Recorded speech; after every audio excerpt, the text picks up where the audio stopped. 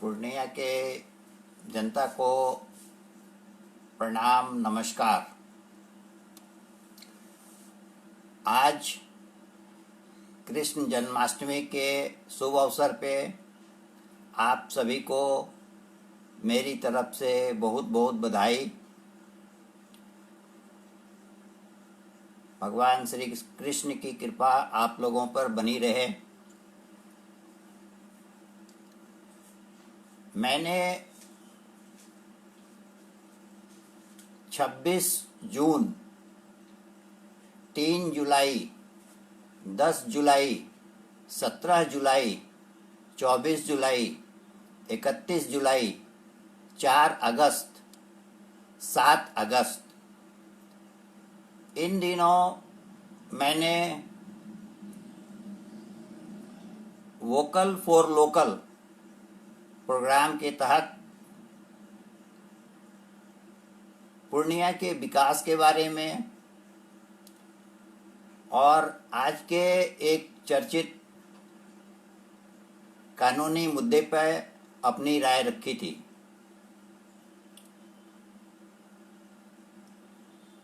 छब्बीस मांगे मैंने प्रधानमंत्री और मुख्यमंत्री के सामने में रखा है। अब उसमें से कितनी मांगे पूरी होती है वो देखने वाली बात है। अभी हाल में बिहार के मुख्यमंत्री पूर्णिया आए थे। उन्होंने पूर्णिया एयरपोर्ट के संबंध में सारी जानकारी प्राप्त की है और भरोसा दिया है। पूर्णिया इंटरनेशनल एयरपोर्ट का जो निर्माण है वो जल्द से जल्द प्रारंभ वो करवाने का प्रयास करेंगे। दूसरी बात है, पिछले कार्यक्रम में मैंने मशरूम की खेती के बारे में कहा था और जो मीडिया रिपोर्ट आई है उसके हिसाब से पूर्णिया के भवानीपुर के कसमरा गांव की 3 महिलाएं, शांति देवी, रिंकी कुमारी और रंजू कुमारी ने आत्मनिर्भर होने के लिए मशरूम की खेती की और आज भी कर रही हैं। 8,000 रुपये लागत से मशरूम की खेती कर 2 महीने में 25,000 रुपये की आमदनी उनकी हुई है। तो पूर्णिया जो है प्रतिभा की कमी नहीं है। आप अपनी सोच बनाइए और आप आगे बढ़ेंगे। पूर्णिया से जो मैं मन की बात 26 जून से लेकर के 7 अगस्त तक मैंने किया, ये बातें पीएम एंड सीएम तक मेरी मन की बात पहुंच चुकी है और मुझे लगता है कि अब मन की बात प्रधानमंत्री जी को ही करने दिया जाए। अब हम करेंगे पूर्णिया प्राइम टाइम। मेरे प्रोग्राम का नाम होगा पूर्णिया प्राइम टाइम और मैं करूंगा पूर्णिया की ही बातें।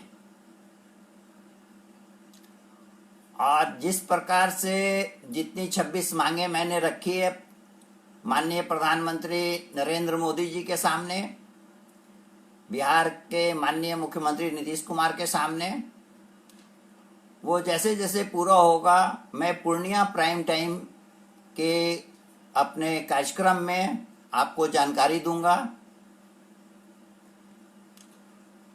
और दूसरी बात आज मैं बताता हूं कि मैं एक राजनीतिक विश्लेषक भी हूं।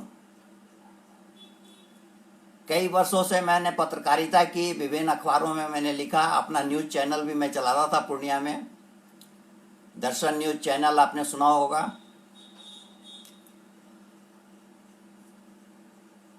पिछले 2019 के लोकसभा का जो चुनाव हुआ था, 2009 का जो चुनाव हुआ था, उसमें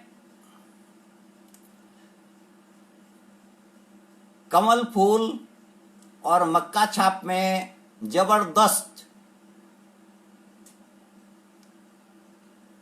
प्रचार प्रसार और अपनी जीत का दावा किया गया था। उस वक्त मैं आज अखबार न्यूज़पेपर, उसमें मैं ब्यूरो चीफ था। मैं बतौर ब्यूरो चीफ लोकसभा मतदान के बाद मैंने न्यूज़ लगाया था, शोर मचा मक्का का, जीत होगी कमल फूल की। उस समय के जो उम्मीदवार थे और उनके सलाहकार, उन्हें भी भरोसा नहीं था। जब चुनाव परिणाम आया तो जो मैंने मत काउंटिंग के पहले जो बताया था, जो अखबार में मैंने बड़ा सा न्यूज़ लगाया था विधानसभा वाइज कि किसको कितना वोट आएगा, वही परिणाम आया था, जिसमें कि विजयी हुए थे उदय सिंह जी और विनोदानंद सिंह जो उनके सलाहकार हैं, अरुण राय जो सलाहकार हैं। उन लोगों ने पूछा था, राकेश जी आप तो रिपोर्टिंग किए, आपने कितना से जीतेंगे? मैंने कहा था कि आप, लग रहा है आप लोग कुछ अलग आंकलन कर रहे हैं, लेकिन मेरा आंकलन है कि 1 लाख से ज़्यादा वोट से भारतीय जनता पार्टी के उम्मीदवार उदय सिंह जीतेंगे, पप्पू सिंह। और देखिए परिणाम भी वही आया। तो और दूसरा मैं एग्जाम्पल देता हूं मेरा अनुमान के बारे में कि मैं किस तरीके से अनुमान करता हूं राजनीतिक विश्लेषक के रूप में। मैं 2009 के चुनाव के समय ही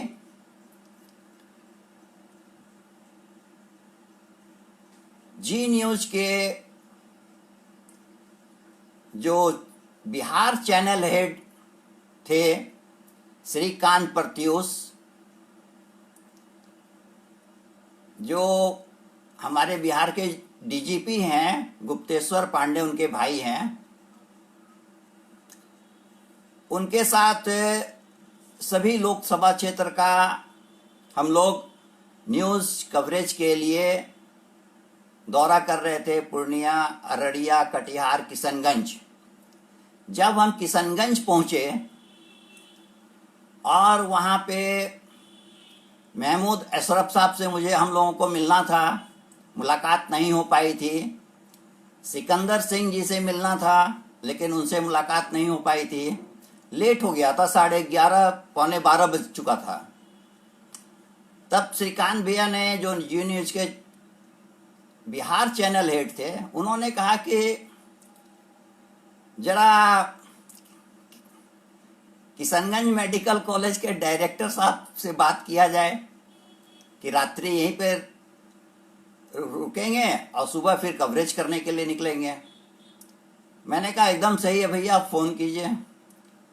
और श्रीकांत भैया ने फ़ोन किया डॉक्टर दिलीप जायसवाल जी को, उसके डायरेक्टर हैं किशनगंज मेडिकल कॉलेज के। और मैं बताता हूँ, मैं था, श्रीकांत प्रत्यूष जी थे, एक बैंक के ब्रांच मैनेजर, पूर्णिया के ही रहने वाले हैं लेकिन पटना में थे, प्रशांत जी थे, हम लोग 4 लोग थे, ड्राइवर था।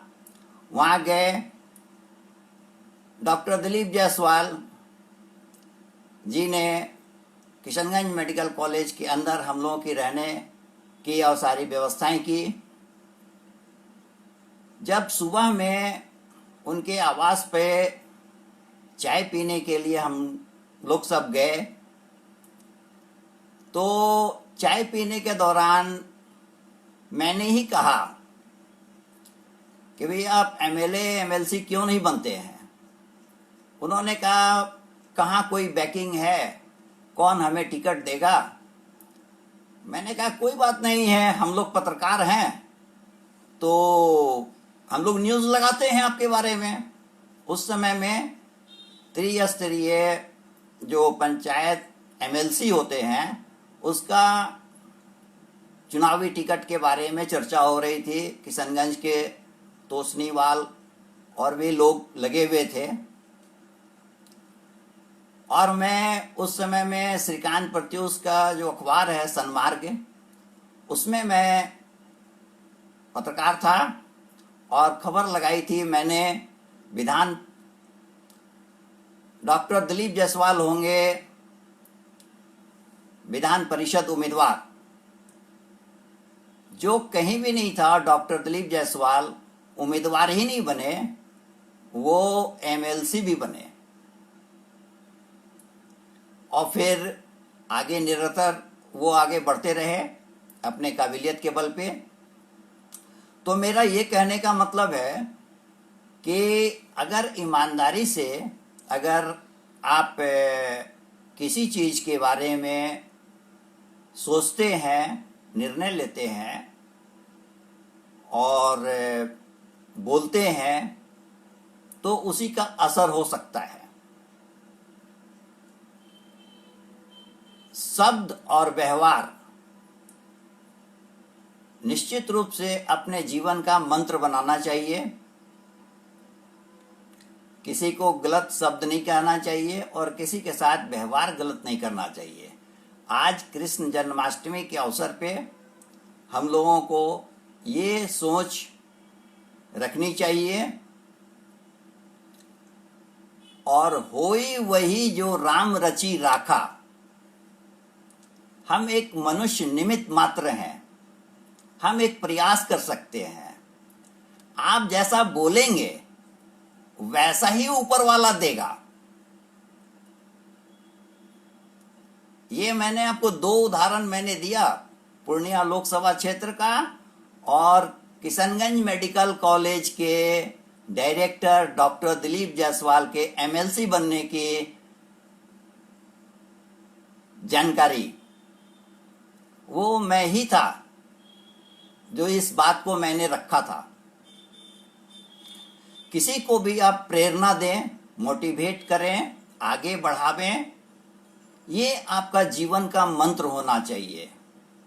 लेग पुलिंग कभी नहीं करना चाहिए कि जो कुछ आप बोलते हैं वही इस ब्रह्मांड में गूंजता है और वो आपके पास लौट करके आता है।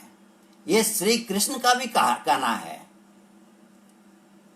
तो हम हमेशा लोगों की अच्छाई के बारे में सोचें और अच्छा करने का प्रयास करें। और जितनी भी बातें मैं कह रहा हूं ना, वो आप वेरीफाई कर लीजिए। मैं पूरा सोच समझ कर बोलता हूं और आप लोगों से भी अपेक्षा करता हूं कि आप लोग भी आत्मनिर्भर बनने के लिए समाज में एक दूसरे के सहभागी बनिए, प्रोत्साहित करें।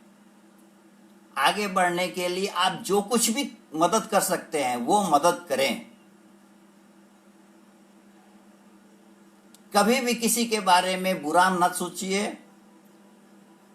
और बुरा मत कीजिए, क्योंकि आप जैसा बोएंगे वैसा ही आगे काटना भी होगा। ये श्री कृष्ण का कहना है। और आज के दिन मैं आपको जीवन में आगे बढ़ें इसी शुभकामनाओं के साथ जय श्री कृष्ण, जय जगन्नाथ, नमस्कार, प्रणाम।